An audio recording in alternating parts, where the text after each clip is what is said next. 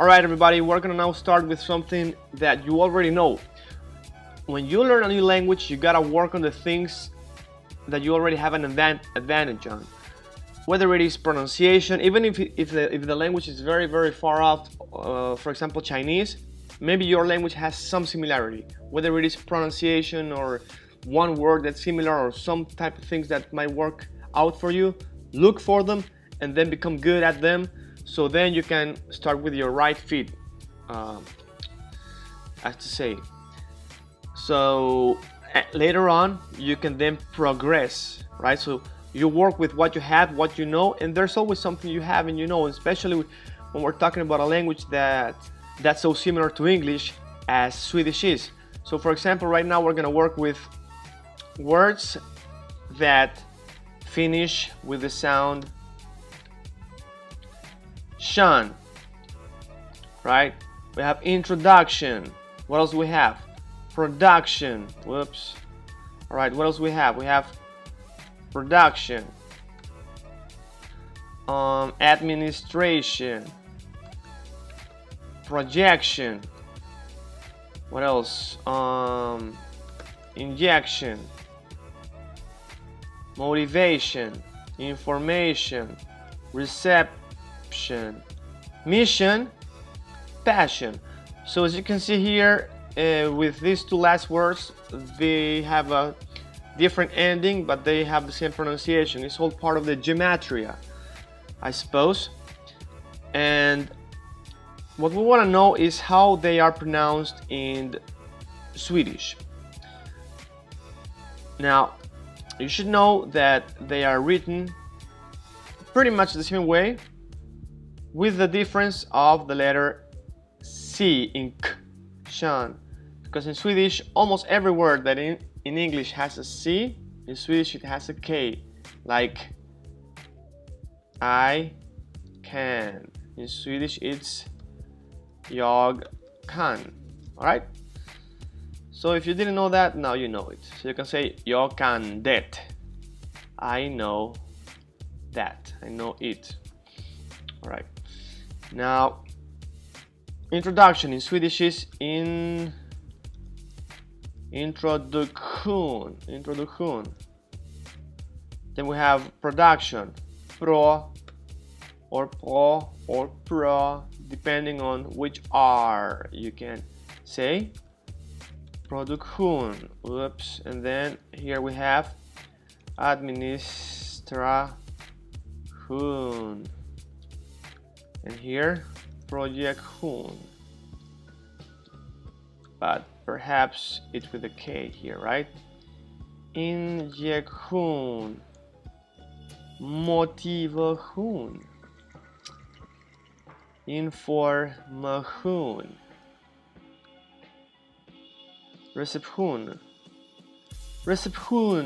receptionen, the reception, mission. All right, and here we have passionerat, passion. All right, so as you can see, the K is the most prevalent difference, and the sound hun, right?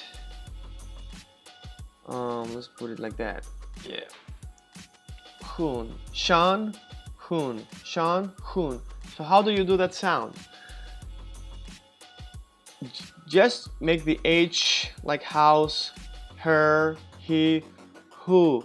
Who is that? Hun. Introduction. Hun. It's not exactly hun, but it's a mix of huh with sh. Huh, sh. Hun. Right? Now, let's play it. Let's play with it. Introduction. Intro. So depending on which city you are, which part of Sweden, the R might be pronounced differently. So if you don't know how to pronounce the Swedish R, don't waste your time on it unless for example you are Chinese and you might say something like intlo, then you should not pronounce the R like an L. Just try to pronounce the R, the R, or R, or R, L, like an English R, intro, right? Because it's better to have a foreign R than an L.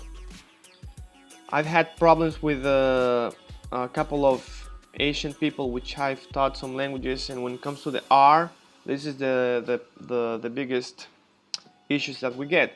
So it's better for you, if you cannot pronounce the R, use a foreign R than another letter, because then it might get really confusing when there are words that are spelled similarly, but one has an L and one has an R, and then the meaning is just totally different, right? If you get what I mean, right? So hun. So right from the get-go, if you are from a European language, or obviously you speak English, you will now use what you have. Now this language is too long for this simple thing, but it's gonna move you forward, right? Now introduction, production, production, du. You will have the pro, depending on where in Sweden you might be. But if you cannot say the just use the production. And if you are an English speaker and can't say the or just say production. Yeah. And the hun in some places might be pronounced shon. So if you can't say the hun, just say shon, right? As long as people understand you, you have already something to work with here. And there are also words like fashion. You might think, oh, fashion, för hun. Actually, such a word is just fashion in Swedish.